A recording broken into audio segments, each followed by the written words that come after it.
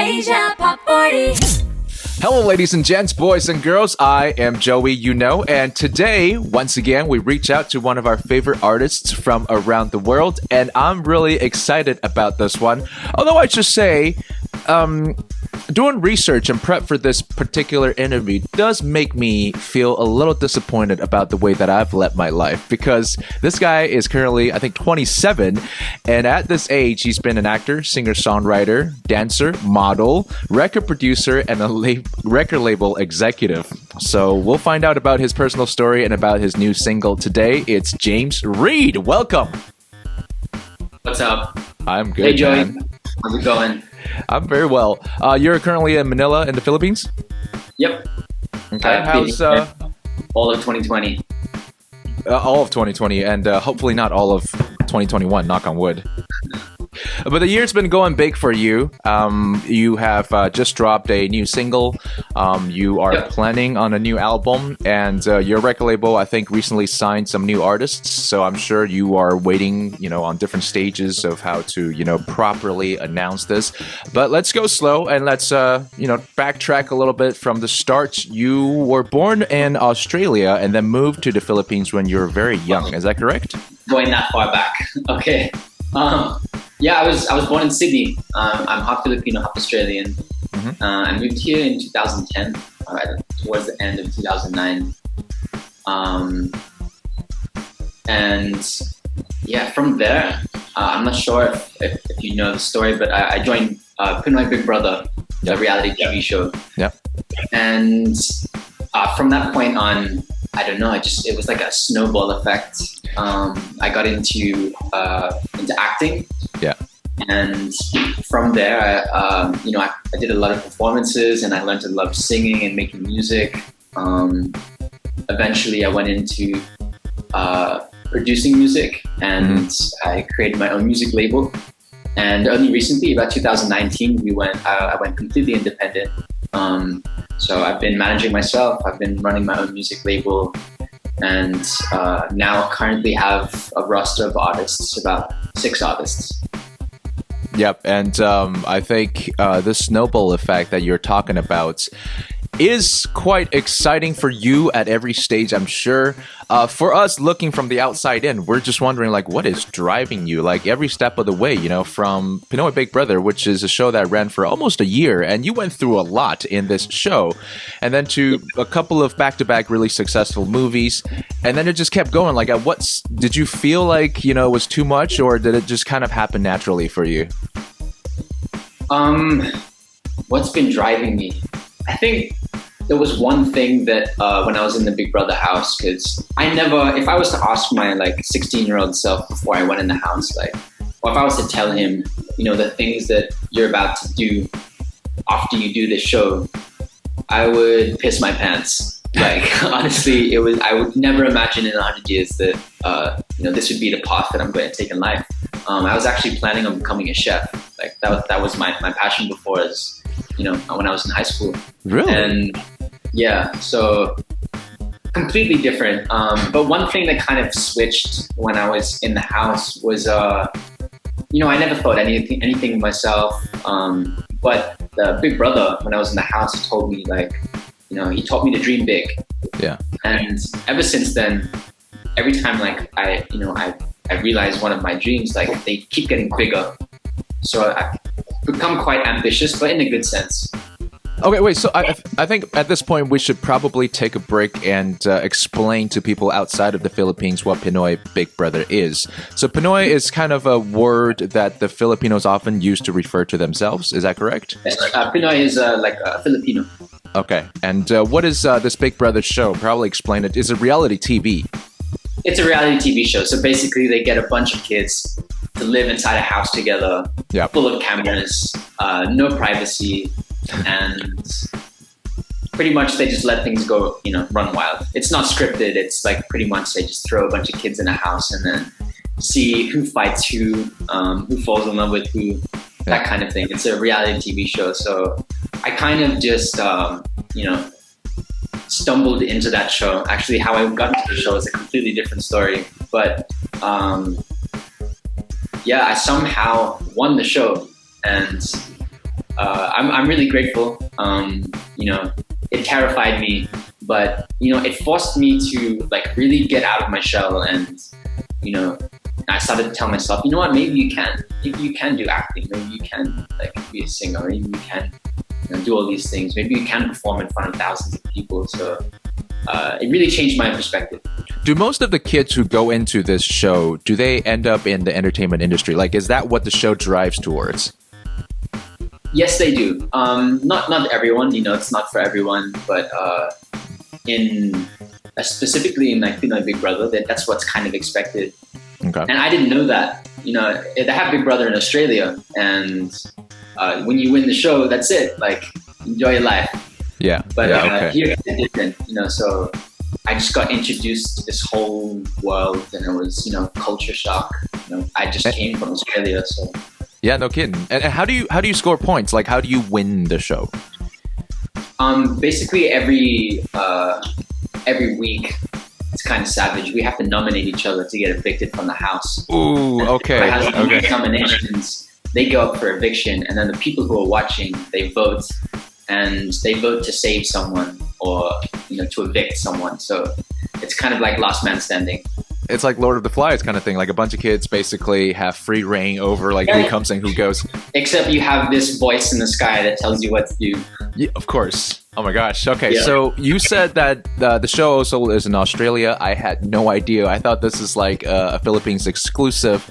But you, James, as you just mentioned, the Philippines and you're Filipino-Australian, and I don't know if you know that, but here in Taiwan, that is the majority of the people who are from overseas here. We get a lot of Filipinas, and then a lot of Australians here. Yeah. So, have you ever been to Taiwan? I have not. Oh my gosh, you have Now to. I do. Yeah, That's all my people. Filipinos, Australians. they would love you here.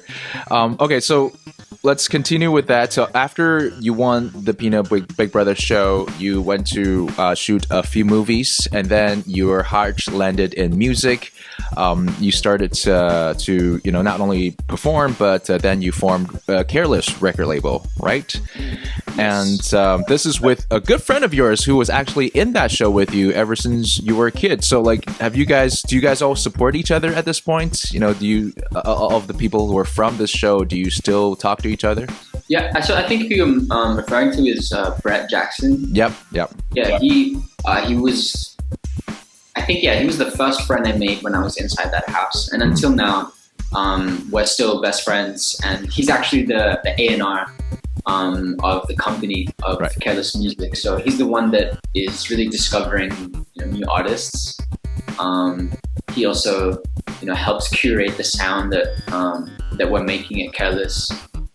So yeah, we're both really hands-on when it comes to like the music making, and because the team is so small, like he's A&R and I'm the chairman of the company, but still like it's both of us that sit down with the artists and get to make music together, because that's honestly the most fun part. Like being chairman and handling like operations and sales, all that. It's mad boring. Like the best part is when I'm able to get into the studio and really make music. Yeah, of course. And Brett's been there with you. I mean, he was the one that you did your first EP with, and now it's possible that he's the one who is going to help you produce this new album on the way. So you recently dropped a song called Soda, which really is the first song in like 3 years almost. Yeah, it's my first solo project. I should say. Yeah. In 3 years. So the past projects we had, like the Careless mixtape, Island City playlist, they were very collaborative. We worked with a lot of artists, not necessarily Careless artists. We wanted to work with artists from around the Philippines, so it was very collaborative. And but this one, Soda, was the first one, in a while, in like almost 3 years, that I released a solo project. And what's special about this one is that this one I produced myself. Yeah. Pretty much from start to finish. Yeah, I created the song, and then as soon as I made that that lead instrument that comes in the beginning, I was like, oh wow, this is gonna be a good song. I have to finish this. And then I had a guitarist come in, a bassist to give it a more live feel, and yeah, the whole process only took like 2 months, 3 months from when I first made the song to finish writing it, to finish creating the song, to releasing it. That was only November last year. That's pretty quick. But to be honest, I mean, you've had this pent up creativity for quite some time because you've had to do, like executive stuff or you've had to produce for others. But now you finally get to do something of your own. I'm sure it comes quick for you after so long being away from it. You're just eager to do it. But at the same time, for people who know James's music before, I would say there's still a lot of ballads, right? There's a lot of love songs. But now on this track, Soda, I hear a little bit of that Daft Punk sort of what is a good word to describe that kind of music? I would say electro funk kind of music. Yeah. And then also I can see on the cover that it's modeled after that kind of style. So like, is this the way forward for James's music? Yes, definitely. This is something, actually, it's not really that new to me. When I was about I'd say like 12 years old, I like the first poster I had on my wall when I was a kid was a Daft Punk poster. Oh, it's got to be that Sunset poster, right? Yeah, that's what introduced me to like electronic music and funk. So I'm really just kind of going back to what I used to like when I was younger. I've been playing around a lot with like R&B and hip hop, but yeah, this is something that I'm kind of going back to the things that I really loved when I was younger. So this is definitely a sound I'm going to be playing around with more going forward. The next few singles I'm releasing within this year, and it's definitely going to carry over into my next album.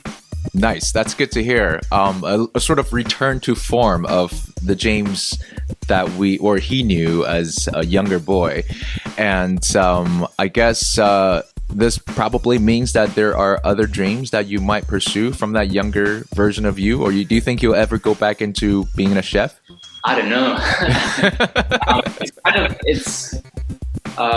The reason why I stopped cooking here was because after winning the show, it made it very difficult to go do grocery shopping, like going to the mall. It was really difficult to go out in public. So that's why I stopped, and I kind of lost my touch. So yeah, I'll stick with music. I think you're busy enough for now. I mean, being a musician, singer-songwriter, and a producer and a record label executive all at the same time. So let's talk about that final role that we just mentioned as an executive. I know you're not A&R, but you certainly, I heard you signed a couple of, or just one new artist recently. And who is this? And is this person going to have a chance to shine in this album of yours? So we're going to be revealing her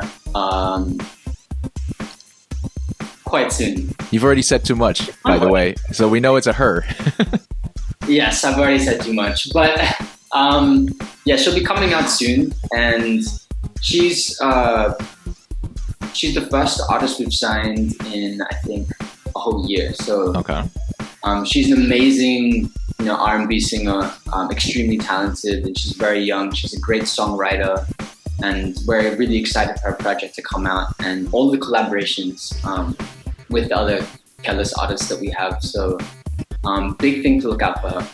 Yep, can't wait. And what are the plans for the next stages? Soda came out not long ago. When this next single? Do you have some timelines already? So we'll be releasing a music video for Soda. It's been received very well, so we're going to release a music video next month. Okay. They get mad when I drop dates and details. I totally understand this, James. There's gotta be I have to give you something. I know, thank you. I appreciate that because I love this song. But the thing is, I understand that music is a well-oiled machine, right? So there needs to be stages. But when you say something in an interview, there are people behind you who are just like, oh, now we have to do it.